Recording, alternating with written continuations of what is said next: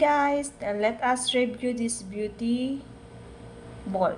Okay. So, bali, second time ko na siya na in-order ngayon. Bali, naubos na yung unang in-order ko. Tinaray ko muna. And then, ngayon, second time ko na siya. And then, masasabi ko talaga na effective siya, lalo na sa mga pimples. So, ito meron pa rin naman ako mga pimples, pero natatanggal na siya using this one.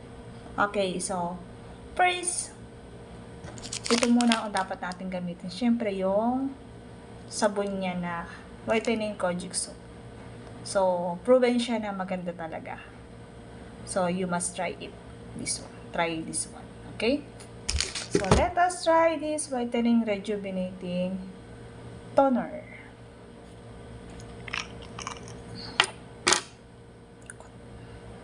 Let's try it.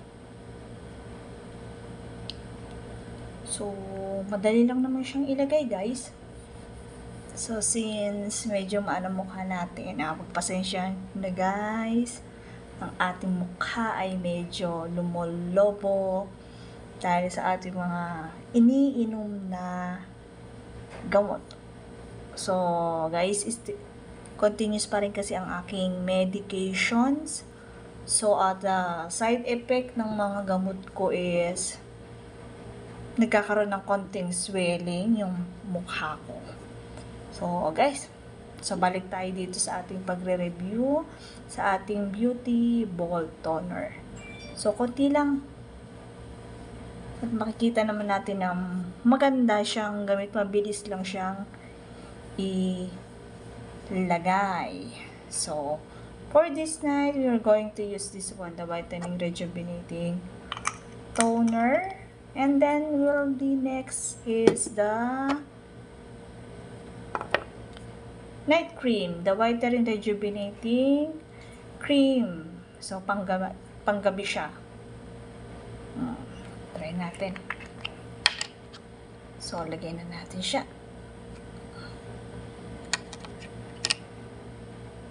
Mabilis lang siya ilagay. And just put and put. Siyempre, pag maglalagay tayo, dapat kasama pati liig. Para pantay. Okay, guys. And then, punas lang tayo. Punas. Napaka bilis lang niyang ilagay, guys. Like that. Medyo, spread lang natin siya. Spread like that. O, yan. So, close na natin. Okay, so number 3. Ayan, guys. Tapos na ang ating night routine. Bye-bye, guys.